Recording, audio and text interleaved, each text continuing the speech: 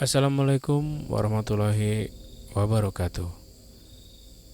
Selamat malam dan selamat datang kembali di channel Bang Tris. Channel yang akan membawakan cerita-cerita horor dan juga cerita-cerita menarik lainnya. Dan untuk malam hari ini ada sebuah cerita dari kisah nyata dari tulisannya Hororism dari platform X. Dan untuk kisah yang akan dibawakan malam hari ini berjudul Mengapa Harus Adikku.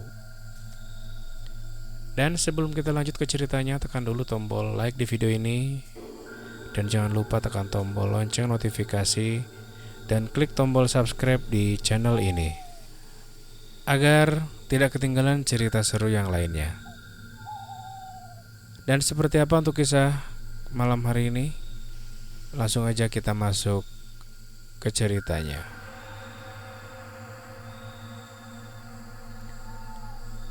Namaku Seto. Aku akan berbagi pengalaman sedikit tentang aku dan keluargaku. Aku sekarang berumur 24 tahun dan aku memiliki adik yang jaraknya 3 tahun lebih muda dariku. Ayahku seorang pensiunan pegawai di salah satu BUMN di kotaku dan ibuku seorang ibu rumah tangga biasa. Biasanya ibu membantu ayah mencari uang dengan berjualan online. Adikku bernama Vania dan kami sekeluarga memanggilnya Deva. Deva adalah singkatan Dek Vania dan dia senang dipanggil begitu. Aku akan bercerita tentang keluargaku beberapa tahun lalu. Aku lupa tepatnya tahun berapa. Yang jelas pada saat itu aku masih duduk di bangku kuliah semester 4 atau 5. Aku lupa. Pada saat yang bersamaan, ayahku pensiun. Dan tentunya semua fasilitas kantor yang diberikan ke ayahku ditarik dan dipindah tangankan, termasuk rumah dan mobil dinas yang sekarang kami pakai. Kami harus mencari tempat tinggal baru. Meskipun ayahku memiliki tanah kosong, tapi pasti ribet kalau harus dibangun dulu dan bla bla bla bla lainnya. Aku ikut ayah untuk hunting rumah baru. Ayah ingin yang harganya miring, tapi rumahnya besar dan bisa dihuni untuk 4-5 orang. Karena ibu yang sibuk dengan jualan online-nya dan adikku yang sedang belajar untuk menghadapi ujian, jadi akulah yang menemani ayah. Pada saat melihat rumah di salah satu perumahan, aku merasa rumahnya bagus. Katanya sih baru 2 bulan tidak dihuni. Besar dan mewah. Dan harganya juga murah untuk rumah dan tanah yang begitu besarnya. Jadi, kenapa pemilik rumah sebelumnya pindah, Pak? Tanya ayahku ke orang yang dipasarai kunci rumah tersebut. Beliau keluarga baru, Pak. Dan baru punya anak 1. Jadi ya terlalu luas untuk keluarga baru yang tinggal di sini. Jawab Pak Dadang, orang yang mengurus rumah ini. Kalau oke dan suka, ini saya kasih nomor dan alamat pemilik rumah, Pak. Tambahnya. Pak, boleh saya lihat dalamnya dulu? Tanyaku ke Pak Dadang. Oh, monggo mas, silahkan. Tanpa pikir panjang aku langsung mengambil kunci dan masuk ke dalam.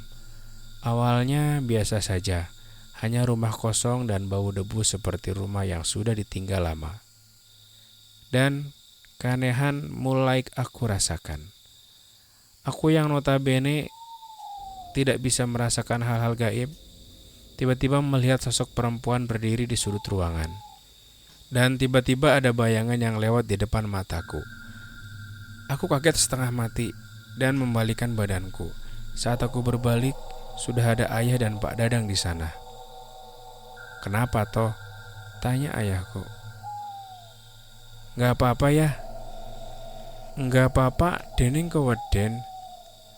Tanya ayahku lagi. Beneran nggak apa-apa? Berdebu banget. Aku mau keluar dulu ya, jawabku sambil berjalan keluar ruangan. Dan saat aku mengintip dengan sudut mataku, tak ada apa-apa di sana. Mungkin halusinasiku saja, gumamku dalam hati. Aku semakin bertanya-tanya, apa sebenarnya yang aku lihat tadi? Sambil merenung, aku mengecek HP-ku yang ternyata ada chat dari adikku. Bang, pulang nanti aku tanya soal fisika ya. Aku hanya memandangi chat dari adikku, dan tepat saat itu aku juga mendengar samar-samar suara orang berbicara. Reneole, konconi aku. Aku melihat sekitar tak ada orang kecuali aku, dan Pak Dadang juga ayah yang masih di dalam rumah. Aku sedikit merinding sebenarnya. Aku teringat mitos beredar. Jika kamu sedang bepergian dengan jumlah orang ganjil, maka berhati-hatilah. Karena kemungkinan, jika tidak digenapi dengan mereka, atau ada yang hilang satu agar jumlahnya genap. Tapi, belum sempat memikirkan lebih dalam, ayah dan Pak Dadang keluar. Ayah berpamitan dan memasuki mobil yang terparkir. Gimana, Tok? Suka rumahnya? Tanya ayah. Gak terlalu suka ya, luas banget, jawabku sambil berdoa memohon agar ayah tidak memilih rumah ini. Lah, rumah bagus gitu kok, murah lagi harganya. Firasatku mulai tidak enak karena feelingku ayah akan mengambil rumah ini. Aku terdiam sejenak sambil berjalan menuju rumah yang lain. Rumah selanjutnya yang menjadi destinasi ayah, letaknya tidak terlalu jauh dari rumah yang aku tinggali sekarang. Hanya saja, rumah ini lebih dekat dengan kuburan. Harganya murah, bahkan lebih murah dari rumah yang sebelumnya. Yakin ya? Tanyaku. Gak tahu Tok, tapi murah banget, jawab ayah. Murah, tapi dekat sama makam tuh. Males aku kalau malam-malam sendirian di rumah ini, jawabku lagi, karena aku tak ingin rumah yang aku tinggali berseberangan dengan makam. Iya juga ya, pantesan harganya murah. Wong dekat sama orang meninggal, canda ayahku. Cari lagi, barangkali ada yang cocok ya, ajakku ke ayah. Ya udah ayo. Dan aku memancal gas mobil yang kami pakai. Jujur, sepulang dari rumah pertama tadi, tubuhku terasa berat. Dan nafasku sedikit tersengal-sengal. Gak tahu kenapa, aku pikir, kayaknya aku mau flu. Jadi aku melanjutkan perjalanan untuk hunting rumah baru. Sampailah kita ke rumah yang selanjutnya. Letaknya dekat dengan pusat kota, dan kami sampai di depan rumah. Aku melihat bapak-bapak yang sudah agak sepuh, tapi masih sehat. Permisi Pak, sapa ayahku. Oh, nggih Pak. Sinten? Jawab pria yang terlihat sedang membersihkan rumah tersebut. Saya Joyo. Apa benar rumah ini dijual Pak? Tanya ayahku lagi. Oh, nggih. Saya Rasman. Saya yang dipasrahi kunci rumah ini. Setiap hari saya selalu membersihkan dan saya rumat. Saya nyalakan lampunya ketika malam dan saya matikan saat pagi. Betul Pak, rumah ini mau dijual. Pripun? Jawabnya. Oh, nggih Pak. Saya boleh lihat dalamnya? Kata ayah. Oh, monggo. Lihat-lihat dulu Pak. Kalau cocok, nanti saya hubungi yang bersangkutan agar ke sini. Aku dan ayah masuk ke dalam. Dan benar saja, rumahnya sejuk dan nyaman. Sepertinya aku sudah jatuh cinta dengan rumah ini. Ini aja ya, enak suasananya, dekat kota lagi. kataku. Ya nanti dulu, kita perlu negosiasi harga dulu, kata ayah. Pripun Pak, saya hubungi orangnya atau gimana? Tanya Pak Rasman. Nanti dulu saja Pak, atau saya minta kontak yang bersangkutan saja. Barangkali harganya cocok. Nanti saya ambil rumah ini, jawab ayahku. Setelah bertukar kontak, kami langsung pulang. Waktu itu sekitar jam 5 sore. Sampai aku di rumah. Waktu itu sekitar jam 5 sore aku sampai rumah. Sesampainya di rumah, hal-hal tidak mengenakan sedikit demi sedikit mulai menggangguku. Assalamualaikum, salamku sambil membuka pintu rumah. Waalaikumsalam, jawab ibuku. Bang, kok pucat banget? Tanya Deva padaku yang baru pulang. Iya, nggak tahu nih Dev, rasanya capek banget, jawabku. Ya udah bang, istirahat aja. Abang di kamar. Nanti Deva bikinin teh anget, kata Deva adikku. Wih, baik banget kamu. Makasih ya, hehehe, candaku. Setelah itu aku langsung mandi dengan air hangat dan masuk ke dalam kamar. Ternyata adikku Deva sedang di sana. Dev, ngapain? Abang mau ganti baju dulu, keluar gih, kataku ke Deva. Tiba-tiba, tok tok tok. Bang, ini tehnya, Deva taruh mana? Suara adikku dari balik pintu kamarku. Aku heran bukan main.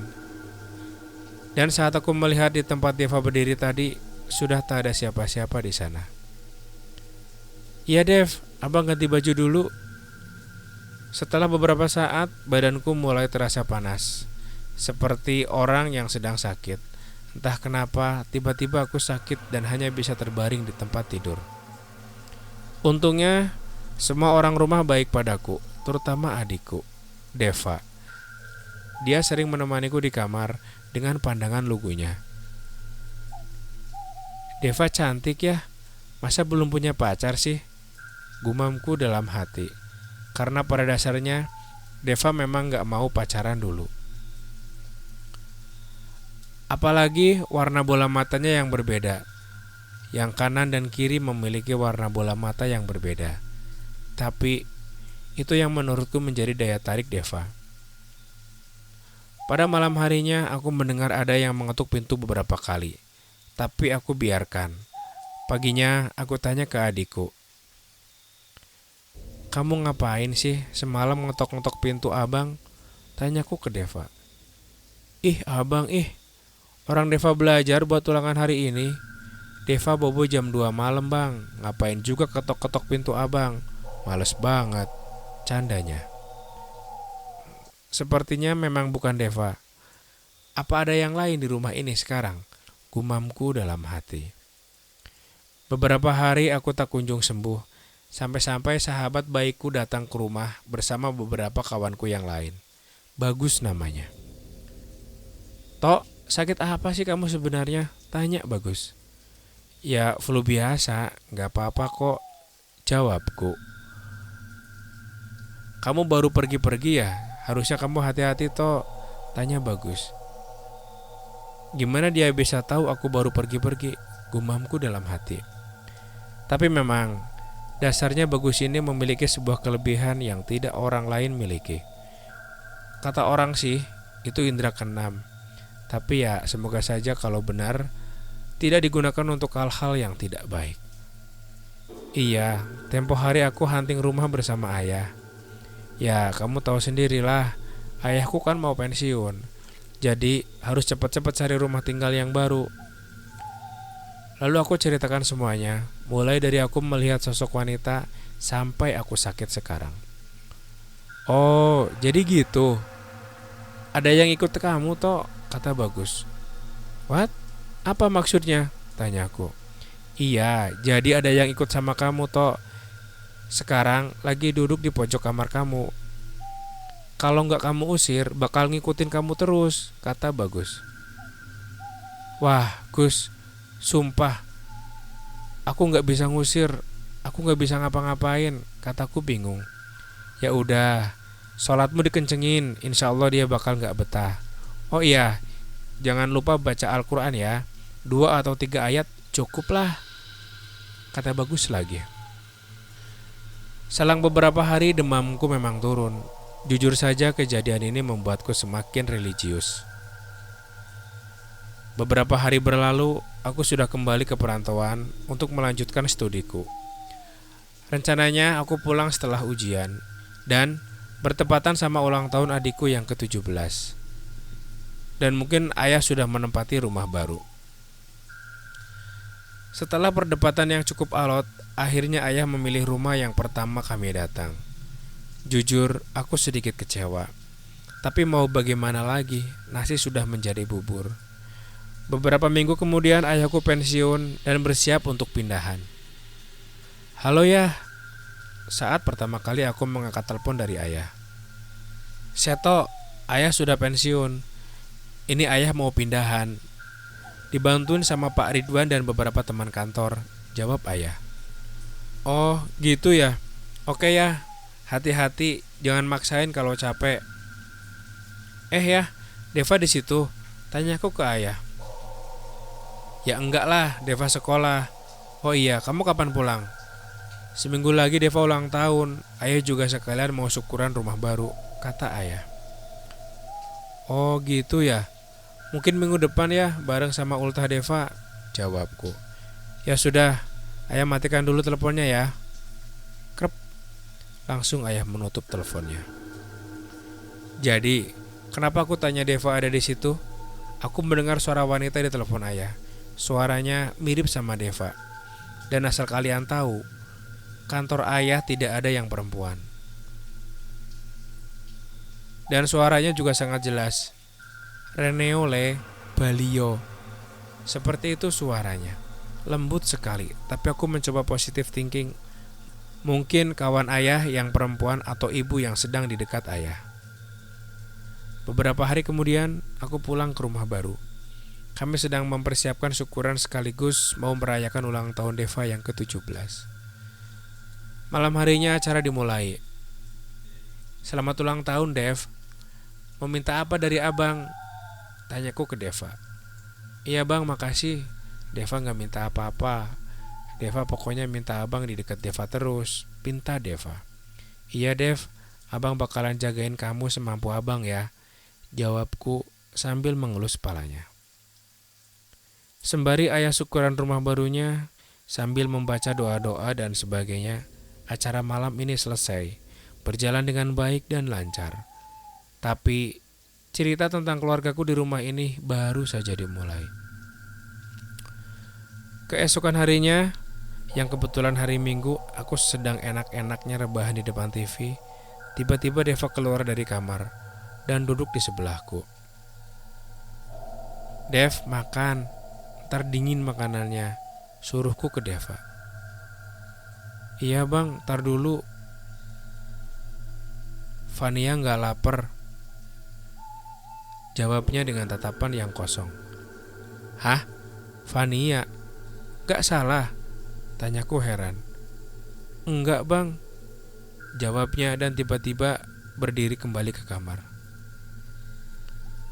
Deva itu orangnya ceria dan cerewet banget. Dia itu suka guyon dan gak bisa diam. Tapi tiba-tiba dia menjadi pendiam dan gak banyak omong seperti biasanya, membuatku merasa semakin asing sama Deva. Terlebih lagi, dia memanggil dirinya sendiri dengan Vania. Hal yang gak pernah aku dengar sebelumnya, membuatku menjadi bertanya-tanya, ada apa dengan Deva? Pandangannya kosong dan seperti bukan dirinya. Ya, Deva bukan Deva saat ini. Aku kenal betul dengan Deva. Ada apa? Apa karena pengaruh rumah baru ini? Aku juga gak tahu. Beberapa hari kemudian, sepertinya Deva yang biasanya kembali. Bang, panggil Deva sambil menepuk punggungku. Ya Dev, kenapa? Sorry bang, kemarin sempat bikin abang khawatir. Deva tahu Deva salah. Hah? Pikirku apa Deva sudah kembali? Atau dia hanya orang lain yang menyamar sebagai Deva? Ah, runyam sekali urusan ini. Bang, kemarin itu bukan Deva, bisiknya. Terus? Jangan keras-keras ya, terketahuan mama. Pokoknya itu kemarin bukan Deva. Tapi Deva pengen abang jangan ngapa-ngapain dia bang, pinta Deva. Dan seketika itu juga Deva kembali ke kamarnya. Semakin bingung pikiranku. Apakah Mbak yang waktu itu merasuki Deva? Semuanya membingungkan. Malamnya aku iseng mengintip ke kamar Deva. Sedikit membuka pintunya dan aku memergoki Deva sedang berbicara sendiri. Tolong, kamu, jangan ganggu Fania. Fania sudah bahagia. Kenapa Deva ngomong sendiri? Sama siapa sih dia ngomongnya? Gumamku dalam hati. Saat benar-benar aku akan memasuki kamar Deva, tiba-tiba brak. Pintu kamar Deva menutup dengan sendirinya. Sangat keras sampai aku terpental ke belakang. Ayah dan mama langsung menghampiriku. Kenapa Tok? Tanya mama dengan lembut. Gak apa-apa mah. Deva lagi agak marah kayaknya. Sambil aku pikir benarkah itu tadi Deva atau bukan. Siapa sebenarnya sih dia? Aku ingin bercerita ke mama atau ayah, tapi aku benar-benar tidak bisa. Aku harap ini terakhir kalinya. Selang beberapa malam berikutnya, Deva menghampiri kamar tidurku mengetuk seperti biasanya. Bang, sambil Deva mengetuk pintu. Ya, siapa? Tanyaku. Fania bang. Masuk aja. Selanjutnya Deva masuk dan berbicara panjang lebar. Bang, Deva itu Fania. Fania itu Deva. Jadi abang harus ngertiin. Aku bingung setengah mati. Fania kesini cuma mau ngingetin abang. Sama Deva. Beberapa penghuni di rumah ini ada yang suka jahil. Contohnya yang sekarang ada di belakang abang. Aku makin bingung. Jujur saja, apa benar-benar ada sesuatu di belakangku? Itu yang di belakang abang namanya Mbak Nani. Dia selalu ikut abang semenjak abang hunting rumah sama ayah. Aku makin merinding dan makin bingung. Sejak kapan Deva bisa seperti ini? Tapi tenang bang, Fania udah bilang ke semua penghuni rumah ini biar nggak ganggu kita lagi. Aku makin penasaran dan tanpa sengaja Deva ku bentak. Yang ganggu itu kamu. Sekarang mana Deva? Balikin atau kamu aku celakain. Tiba-tiba Deva yang bukan Deva itu menangis dan kembali ke kamarnya sendiri. Keesokan harinya Deva datang membentakku. Bang, kan aku udah bilang jangan diapa-apain, bentak Deva. Yang benar-benar membuatku merinding. Lah, abang cuma khawatir sama kamu Dev. Abang gak pengen kehilangan Deva yang biasanya. Deva tidur bang. Deva tidur, udah. Pokoknya pesen Deva sekali lagi, jangan apa-apain dia. Dan Deva langsung kembali ke kamarnya. Akhir-akhir ini Deva memang sering menyendiri, sering di kamarnya. Malamnya aku kembali dan meminta maaf. Tapi yang terjadi persis seperti malam sebelumnya. Aku mengintip di dekat pintu yang aku buka sedikit dan tiba-tiba, Bang masuk, sahut Deva. Dev, kamu tahu aku di sini, jawabku. Fania tahu bang, Mbak Nanik yang ngasih tahu aku. Aku bergegas masuk dan mengelus kepala Deva. Maafin abang ya dek, abang membentak kamu kemarin, pintaku ke Deva. Iya bang gak apa-apa. Mbak Nanik juga meminta maaf.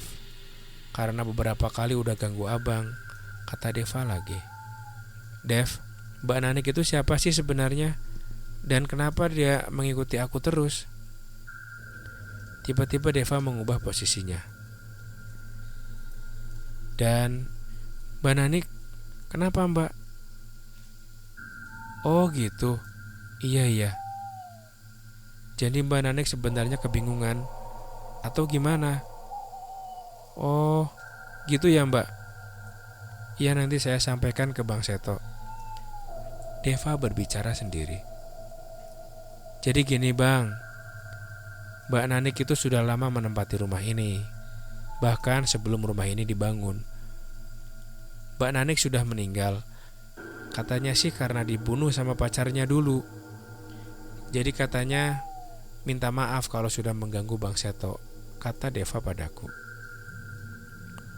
Oh gitu ya Dev. Van, ya gak apa-apa ditinggali, asal jangan mengganggu.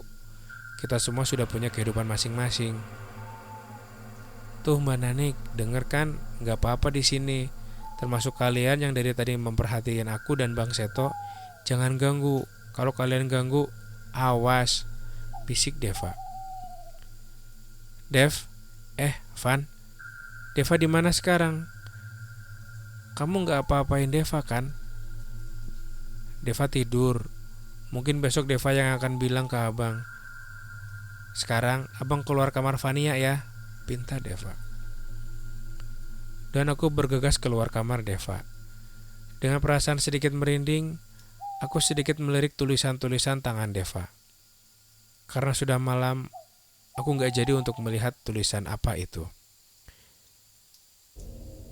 Beberapa hari berlalu. Aku juga harus kembali ke perantauan karena masa liburku sudah habis. Tiba-tiba Deva memelukku dari belakang. Bang, ini Deva bukan? Tanyaku karena aku ragu. Deva bang, Deva mau jelasin semuanya. Hah? Jelasin apaan? Jadi Deva gak sendiri. Kalau kata orang, Deva punya kepribadian ganda. Jadi Deva yang abang kenal ya Deva yang kayak gini. Tapi pribadi Deva yang satunya yang bisa lihat hal-hal yang gak bisa kita lihat bang, kata Deva panjang lebar. Oh gitu. Terus? Iya bang, setiap Deva tidur dia terkadang bangun. Dan dia menulis beberapa pesan buat Deva. Terkadang kita juga bercerita lewat kertas, saling tulis apa yang sudah kita lakukan selama kita bangun. Oh gitu. Gini aja Dev, aku kasih tahu mama sama ayah ya, biar tahu solusinya yang terbaik itu gimana. Biar kamu gak terbebani juga. Deva gak terbebani kok bang. Deva senang. Deva jadi punya teman kalau abang gak di rumah. Tapi kalau untuk kasih tahu ayah sama mama, gak apa-apa bang. Mungkin dengan ngomong ke mereka, aku jadi lebih bisa mengontrol emosiku. Dan selanjutnya aku bercerita ke ayah dan mama tentang apa yang terjadi di hari pertama kita menempati rumah ini. Sampai detik Deva mengaku. Awalnya ayah menghendaki untuk ke psikiater, tapi mama dan aku tidak setuju. Karena itu malah makin membebani Deva. Alhamdulillah sampai saat ini Vania gak pernah muncul di depanku. Deva yang aku kenal sekarang adalah Deva yang dulu. Sekarang dia juga masih kuliah di universitas ternama di Jogja. Dan akhirnya doaku terkabul. Tuhan mengembalikan adikku seperti biasanya. Tapi mau Vania atau Deva, keduanya sama-sama aku jaga. Dan aku benar-benar akan menjaga mereka sampai kapanpun.